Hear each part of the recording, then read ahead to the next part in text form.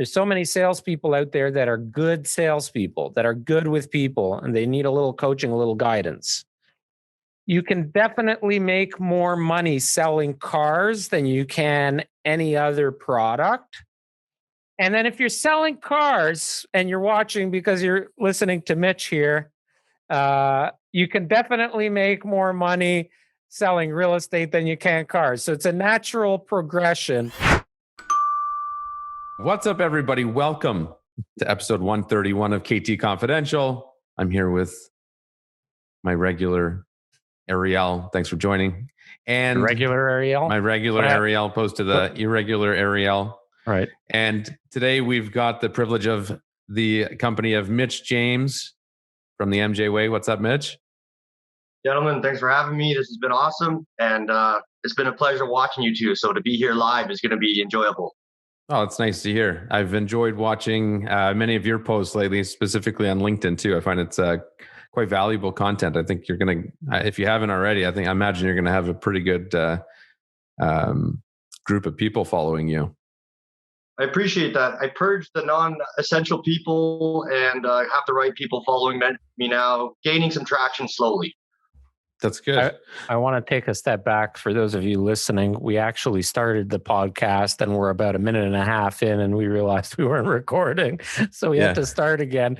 But Mitch was going to stroke us a little bit because he said he had to pay some homage to the two of us. So let him speak his piece because, go figure. That's all you wanted to hear. Well, when you said, Adrian, that, it kind of dates back to our automotive days, I take great pride in seeing past colleagues, whoever they are. And we've got a lot of past colleagues that have gone on to big, great, successful careers, whether it's in the automotive industry or wherever, but people that you and I have worked with alongside specifically and trained specifically have gone on to be great people in the sales world, right? Like in selling stuff, whatever that stuff might be. And I've seen that that Mitch has gone on to be a sales manager and a general sales manager, and now starting his own business and all that. And I'm proud of people like that can start from kind of like we did, right? Start from nothing and work your ass off to build something. But obviously, I had mentors along the way, and everybody needs mentors along the way. So nice to give. If I may speak on that, yourself in particular, Ariel, I can remember you sitting on a car door in the window frame telling me about the hinges on it. And that really spoke to me and it stuck out because no other mentor or manager took the time to train his subordinates. You really stood out. And I've been around the block now to know the experience that was offered, and it is appreciative. And that's where it stemmed, truly. Funny you mentioned that, Mitch, because I can picture those moments. You've been through those moments. Yeah. And when I brought new people to the organization, salespeople specifically, to train on how to sell a vehicle, nobody was really talking about value proposition and you and I, Adrian, chatted in our industry this morning about how do you bring value to your customers. It was all about selling, and it was all about asking the right open-ended questions or either-or questions and very strategic lines on how to basically pull the wool over somebody's eyes to magically get them to buy this car. And meanwhile, you think, well, selling Toyotas as an example, Toyota is a very, very well-built vehicle. And you are paying a little bit more for those vehicles, and there is a reason why. And nobody was showing the why and, how they build it, why they build it that way. And at the end of the day, how is that better for you, Mr. Customer? What is it doing for you? And there were so many little things like literally putting my ass in the window frame of the car door and sitting on it with the door open and showing how strong the hinges were in that door and literally swinging on that door back and forth.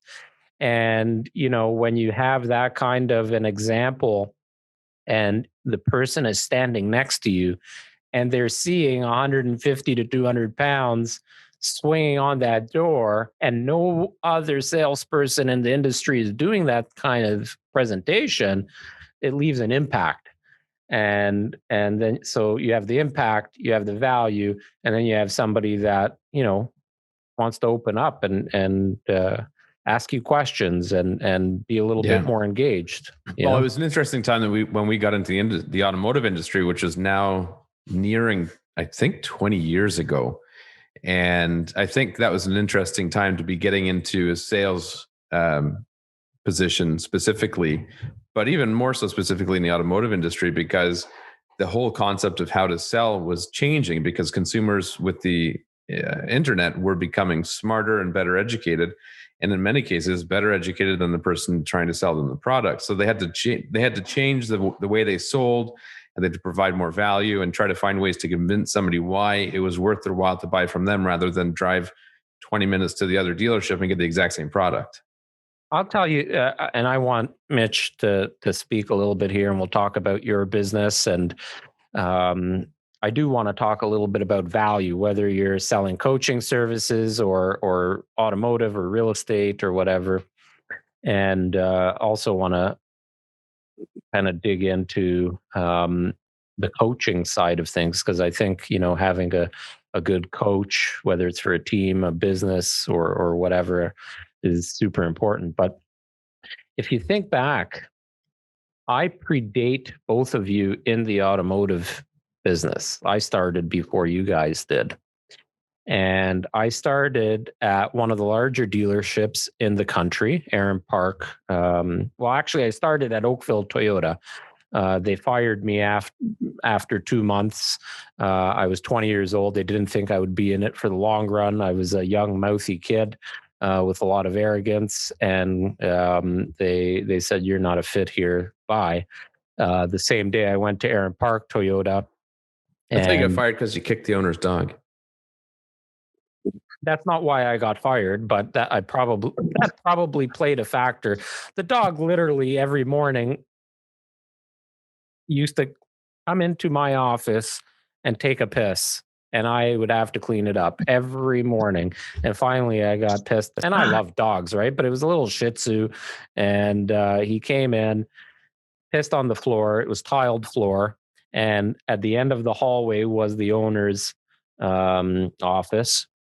And I just, kind of with the side of my foot, gave him a nice hard tap on his butt, and it slid the dog right into the owner's office. And the owner popped his head out like, "What the hell just happened to my dog?" And meanwhile, he sees me there wiping up the dog piss. I think he pieced two and two together. Anyways, the same day I walked into Aaron Park Toyota, and at that time I was good looking and had hair.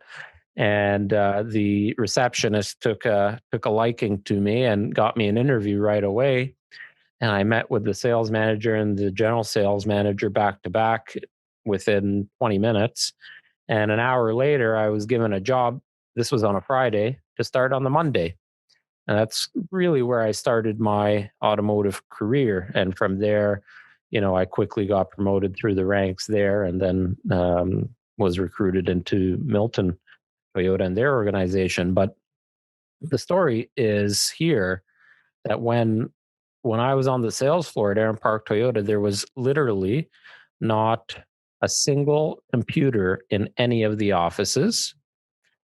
None of us had laptops, and our cell phones at the time were, they weren't smartphones or anything. You could send the most basic text message after pressing, like, if you needed the letter C, you press the number 2, 3 times kind of thing. You remember that?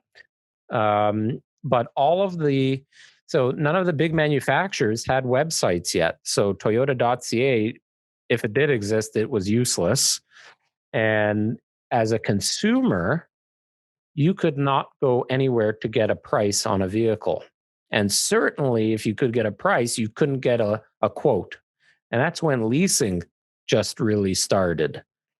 So if you were a customer and you wanted to keep your payments down, you didn't want to finance, you wanted to lease, the dealership was making up payments. You would go to the sales manager. The sales manager is the only one that had a computer and would punch it into the back end system and say, okay, this Toyota Camry at the suggested retail price is $499 plus tax on your lease. And then salespeople were going to the consumer and saying, okay, Adrian, the Camry that we drove and that you'd like to take home today is $599 plus tax on your lease. Does that sound good? You ready to go? Well, and that's when we entered the industry and it started to change a bit because people started to get a little bit more familiar with what actually happens and what's right and what's wrong. That's what the whole stigma of the sleazy salesman. But Mitch, so tell us how, like, I want to know, and I mentioned to you earlier, your origin story, like where did you start? We grew up on the same street together for many years. Yeah. So where did you start and how did you end up where you are? I was going somewhere with that story, by the way, but that's fine. It was just a long story. So I want to hear from Mitch. We're just going to go to Mitch. There you go. I started like Ariel. I started in Wash Bay, though, at Gary Stocky Chevrolet Cadillac. And they fired me because I was driving cars without a license. I was supposed to ask the older guys to bring it in for me to wash them, and I was too proud. So until I got fired until I got my license and came back, and then climbed the ranks from like lot kid and lube tech, service writer. And I was a service writer for a lot of years before I switched to sales. And that was a good switch. How did you get into the whole coaching specifically? Coaching was one of those things as I went. So the book started as a brochure. I was already managing. I was bringing people into the industry from other industries and I was training them. And I was like, it's the same routine of training. So why can't I format this into a brochure? So I started the brochure. When you start, read this, you'll be off to the races with the basic fundamentals at least. And then it just kept going and it formulated into a full book. And then it was working. And then the coaching consulting side of it came to be as I was doing it for free. I was getting people from sales to sales management. I was putting them into jobs. I was helping them how to sell more trucks. Wherever they were failing, they were just calling me. And I was like, this is probably a way that I could monetize this since I'm doing it for free anyway. Right. Well, it's interesting because Ariel and I've talked about this actually, I think even on the last podcast, and that is that people dread, specifically with real estate, they dread the process of interviewing and finding somebody to represent them. And for me with buying cars, I hate car shopping because perhaps part of it is because I came from the industry. So I have higher expectations of people, maybe, but I've never had nobody has ever impressed me in that industry. It's disappointing. That's kind of where I was going with my story about the payments, because everything to me, and you specifically, Adrian, know this, and we've talked about this, the automotive industry and the real estate industry are so similar with different products, and usually the salespeople selling cars could become good realtors and vice versa. Stop there. I got a call. I'm off today, man. I didn't put my phone on airplane mode. Anyways, again, it goes back to value, right? Like, are you just going to try and sell me your product? Or are you going to be, you're going to make a friend and provide me value and understand the features and the benefits of the product that you're selling first? And then, what does that mean to me? And am I going to like you? Or are you going to just be, there to make a commission and move on? And that's why people have bad experiences in a lot of automotive dealerships, because they bring salespeople on board. Like Mitch said, they don't get trained or don't get trained properly. And the only thing in their mind is dollar signs, right? Like, how do I sell you this car? And I don't even know. That's right. I think it's more than just a salesperson. That what Mitch mentioned earlier about how you were involved is from a management position. There was a recent two incidents that stood out for me when shopping for cars. One was recently I was looking at trucks, and the salesperson, it was a terrible experience from that perspective. So I would never buy from them.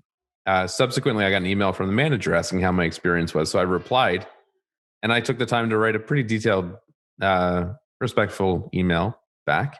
And I never heard from him. And that was at least a month ago. Brutal. Yeah. So I was blown away that I wouldn't get some sort of response from the manager. Well, you know what I would do if I were you is I would take that email that you sent and I would print it and I would physically snail mail it to the dealer. Yeah.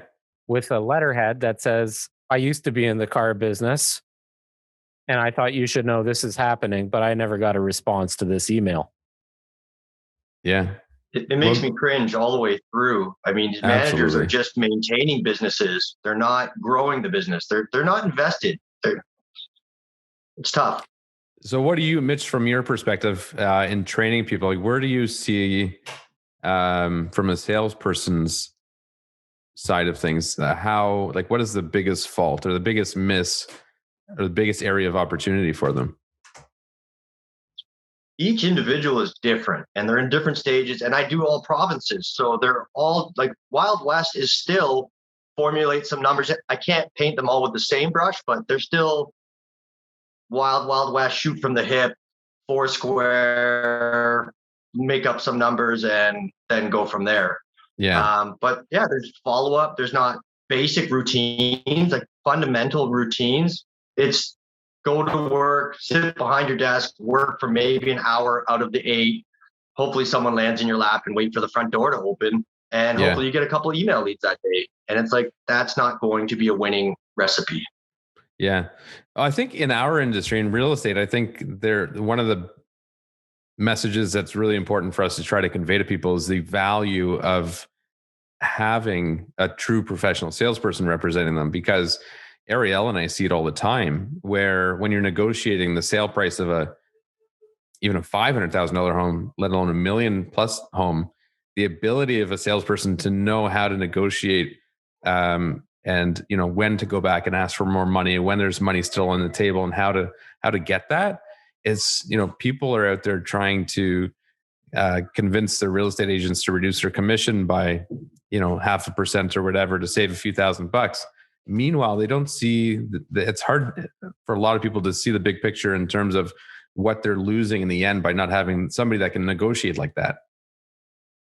Work ethic across the board is failing really poorly. An example, I'll keep it all anonymous. People close to me wanted to put up their house for sale, called their realtor, suggested it, and he shrugged it off and said, meh. Then they proceeded to persist and said, we're selling our house. We need you to do this. And then he decided to get engaged and active. Then they wanted him to do where multiple offers came in, but he was taking phone calls of people wanting to give offers, and he still wasn't asking what they wanted. And he was like, no, just Thursday's the offer date. And it's like, there's other ways to go about this. It just seems like missed opportunity, and work ethic is really down. Yeah. Oh, for sure it is. Well, in real estate, one of the areas we see it is similar to that, where an offer, let's say a house is on the market for a week, offer comes in. There's often very little effort from the salesperson representing the seller to try to negotiate or try to drum up additional interest from people that have already been through the house. And in many cases, in our experience, we're not even called if we were people that viewed the home, and then we find out subsequently it sells. So it's and they leave a lot of money on the table. That's the worst thing I see is money's being left, the crumbs. I mean, all the crumbs are on the table. You can make a whole pie with them. It's unfortunate. Tell you a quick story that's probably more relevant to your business now, Mitch. And it's something that I thought about back in and tried to implement in our dealerships back in the day. But I recently took my wife's vehicle in for service. And I'm thinking, okay, I'm waiting for the service advisor to free up so I can have a quick chat with him. While I'm waiting, I decided to walk around the showroom. This is a showroom that I'm familiar with, and I decided to walk around, see who's there, see what cars are in the showroom. You know, no, nobody's in there, no clients whatsoever, no customers. Right? It's a either on a virtual appointment basis, or the dealerships are allowed to sell by appointment only. You can't just have walk in traffic, right? Um, but the service department continuously had the door opening and closing with people coming in and out. And my wife's vehicle has 32,000 kilometers on it. It's a 2017, highly desirable vehicle in the resale, in the used market. It's a Sienna, all-wheel drive, top of the line van. Can't find it on the used market. Used vehicles are extremely hard to get right now. Prices are through the roof with used vehicles. And I'm thinking, you know, my showroom is closed. I don't have the walk in traffic, but the service department has got all this traffic of existing clients that are coming through with the product that I cannot find at the auctions or whatever. And as I'm walking through the showroom, I see all these salespeople just sitting at their desk, typing emails one finger at a time. And I'm like, holy crap, get your fat ass out into the service department, appraise some of these vehicles that are going through the service department, pick up the phone and say, hey, Mitch, I noticed your Camry's in for service and you've only got 30,000 kilometers on it. I actually have a buyer that's looking for a used vehicle just like yours. I had the opportunity of having my used car manager appraise it. And did you know I can actually put you into a 2021 Camry fully loaded for less money than you're paying for right now? Would you like to drive home a brand new car instead of driving home your used vehicle? And I'll take care of your service bill today. I think Mitch is saying, finally, somebody gets it. Holy crap. Do you know how many deals like that right now should be going through every single dealership? Like, it's ridiculous. I have no intention of being a coach, Mitch, in your industry, but I don't know. I think you should be working with, I don't know what your business model exactly is or is going to be. It'll probably evolve. But if you can deliver messages like that to the dealer principals and say, hey, I need to work with your sales managers to deliver these messages to the salespeople, and I will work with you for the next month to keep them accountable. And you're going to pay me $30,000 a month to do that, but I'm going to return to you $70,000 in additional gross this month. Here's my guarantee. If I don't live up to my guarantee, I'll only do it for 25% of that price. I'm telling you, the dealership we worked at, all three of us, there's thousands and thousands and thousands of cars going through that service shop. And I spoke to the owner, who's happens to be a client of ours now, and they cannot get enough used vehicles to purchase. And I'm like, they're right there in your service shop. What are you waiting for? Well, that's where the point that you said, Mitch, the drive, the hustle, the work ethic, it's got to be there in any industry, whether you're selling cars, servicing cars, selling real estate, whatever. If you don't have the drive, the hustle, and you don't have the mentorship or the coaching to enable you to think that way, then you're done. Get out of sales. Go. If you're going to sell some shoes or something. I don't know. It's the higher percentage shot. They trust your brand. They like your store. They probably don't have a salesperson that's still there. I calculated certainly not one that follows 30, up with them. No, definitely not. 30 people a day on average in your average service department. So, I mean, that's about 600 a month. And in Alberta, I pulled the desk right up to a service department. I have a process exactly tailored to that. And I find a way to incorporate maintenance and repairs into your cost of driving. Instead of looking at your current investment, we add that into it, so it covers a little bit of the equity. And I make sure those calls are made the day before you come in from a service customer. That's something I attack. That's my bread and butter, the untapped gold mine of service.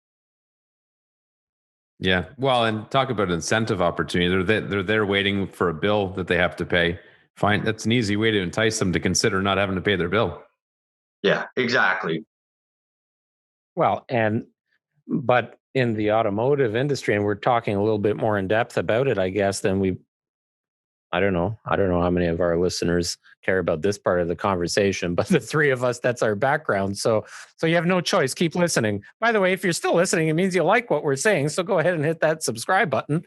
But it's that circle because, and it's similar to real estate, and I'll chat about that in a sec. But if you're coming in for service and you're that repeat client and whatever, now all of a sudden you are giving, let's say that process works and they go home with a new vehicle instead of going home with that vehicle that was in service. Now that vehicle that was in service ends up on your used vehicle lot, which is a very desirable vehicle because it was purchased and maintained, or at least maintained at that dealership. And now you add a new customer to that database, a brand new client has just been added. So that was free advertising essentially, because you just added a product that you didn't have to go out and pay to get. And, so in the real estate world, it's not very different because you've got lease clients, right? Like we take on properties for lease all the time, whether it's somebody that's just become a landlord or did it for investment purposes or whatever. But we lease out properties all the time and we lose money on them. We will spend way more time than people understand and literally oftentimes we'll actually literally lose money on that transaction. But you add another client to your database and eventually they are going to sell that home, right? Or they're going to take the equity from that home and reinvest it into another home. And it's all about the customer service, and it's all about understanding what the client actually needs and wants in the process. And I think a lot of industries miss out on that. It totally loops right back to where you started about value. Okay, let me build the same process, do the same steps, keep my iron sharp. At the same time, I'm building a client that may give a referral. I may make money this time around, or I might knock it out of the park on the next time around. But at least I have the opportunity, and I kept my skills at top level.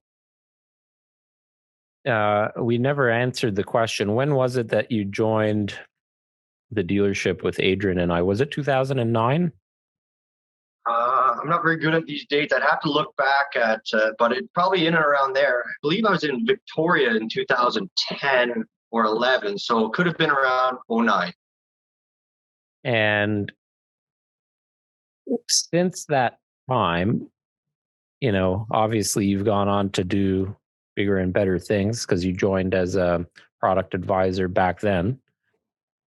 What, as you matured, as you grew as a salesperson, as you got older, as you got in front of more training, worked with more managers and coaches, what is your mindset now compared to what it was then? Because I remember you being a really good salesperson, good with customers, understood that you had to deliver value. Where's your mindset now, and how do you deliver that story, that message? Because you've gone through it and now you're training others to do it. So how do you deliver that message of, here's my story and here's what I learned, kind of thing?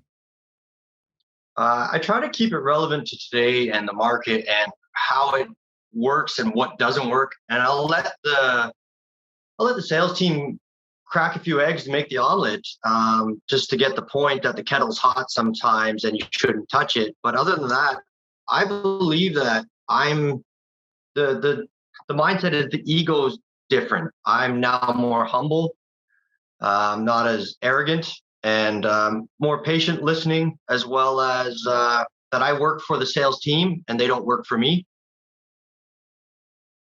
Yeah, I think that's really important. And I think salespeople in general just have to be humble, right? Like the ones that I'll give you an example. When I went to buy my BMW, I decided to.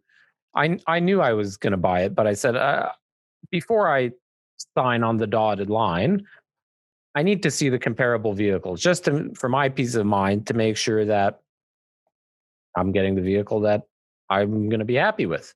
And I went to the Porsche store in Oakville, and I was driving a rental car because my car was written off. And I walked in, so I pulled up in this, whatever it was, a Ford Focus or something like that. And I was on my off time and was lazy that morning and just wore a regular t-shirt and some shorts and flip-flops. I'm drooling already over here. I see a rental pull up and a guy come in with free time. Yeah, I know, right? Yeah. Must have money, I guess. And I walked into the store and there was really nobody around. So this was like almost 2 years ago now. And the salesperson walks up to me, and his suit cost more than the car that I drove in on, right? The like really sharply dressed, but over the top. His Ferragamo shoes cost more than my whole wardrobe.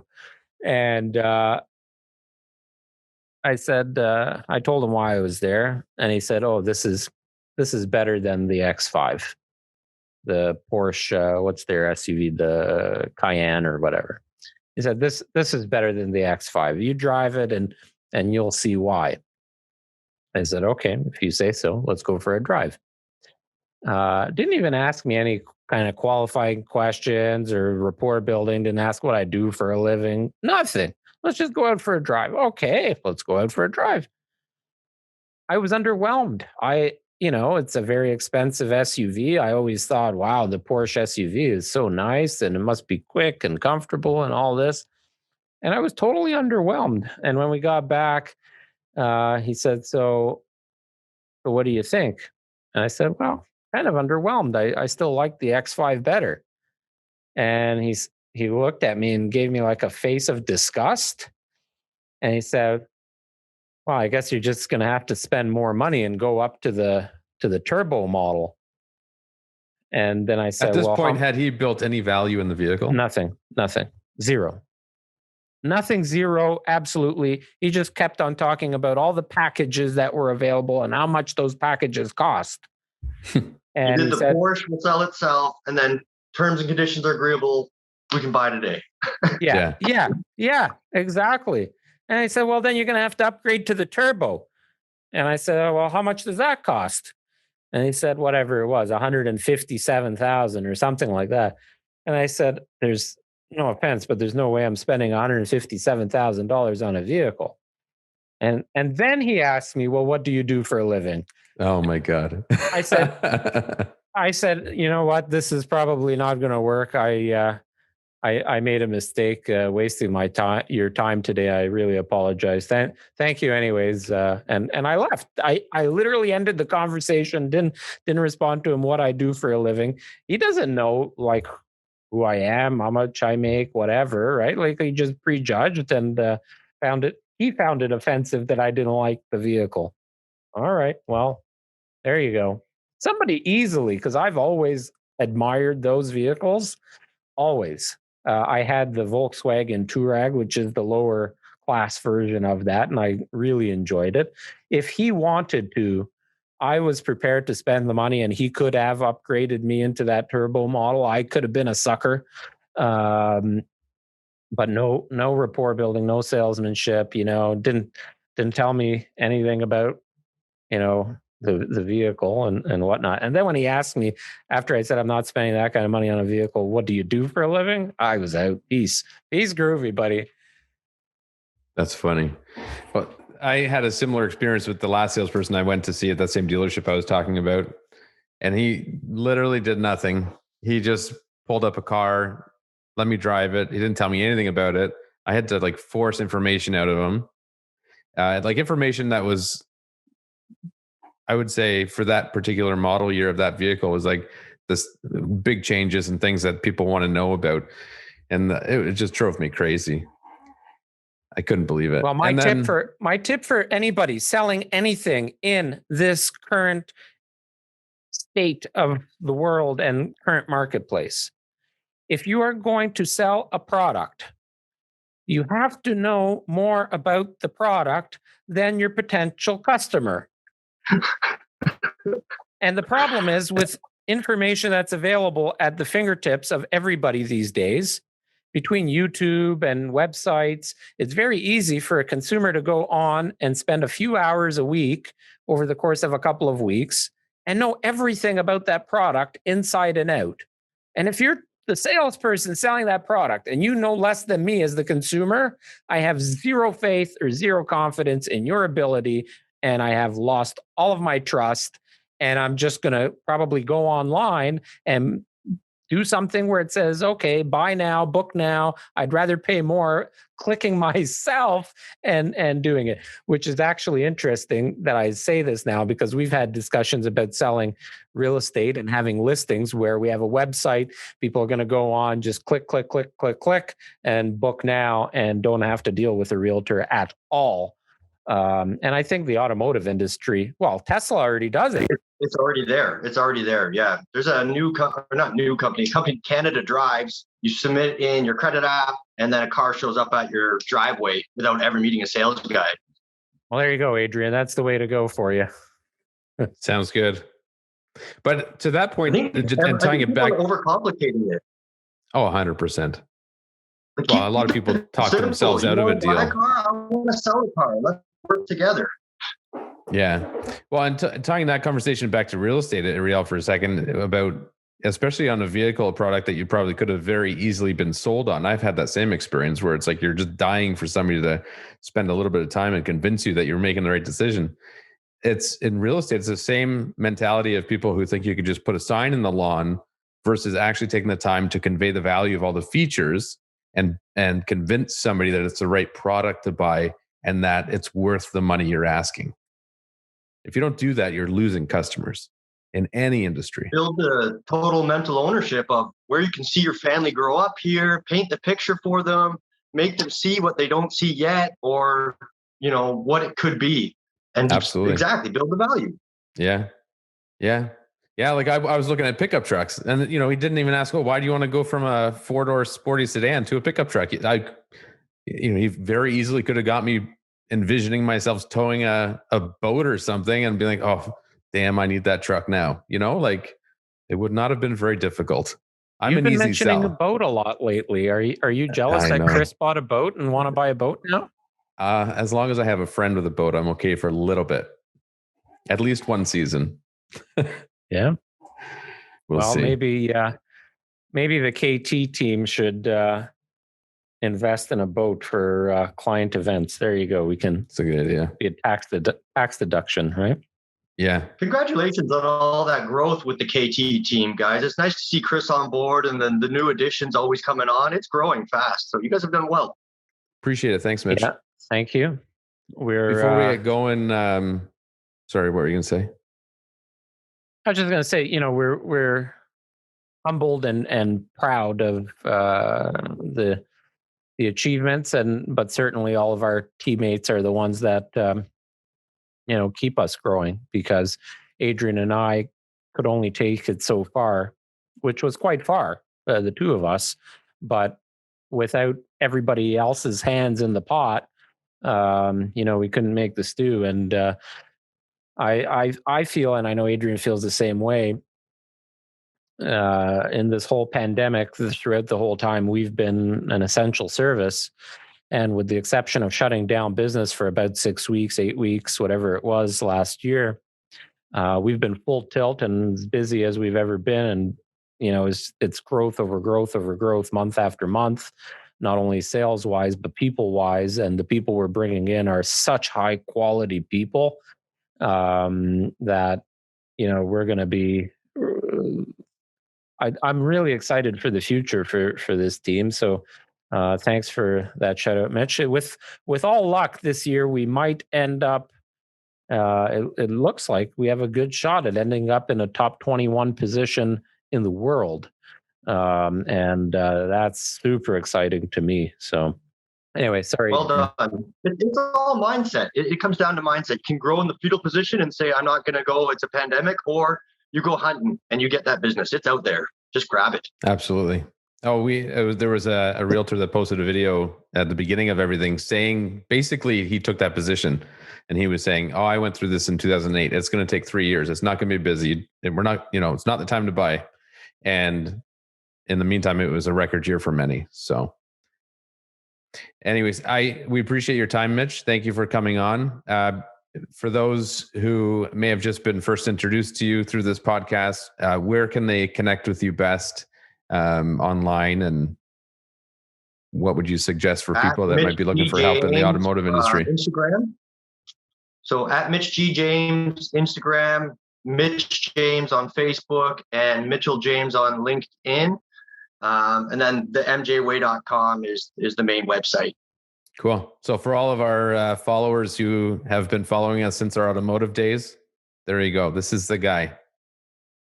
Thanks very much, guys. I appreciate it. Before we wrap it up, I'm just going to say, if you're listening and you sell any product that's not a car or real estate, you sell clothing, you sell shoes, you sell cell phones, because there's so many salespeople, especially younger people.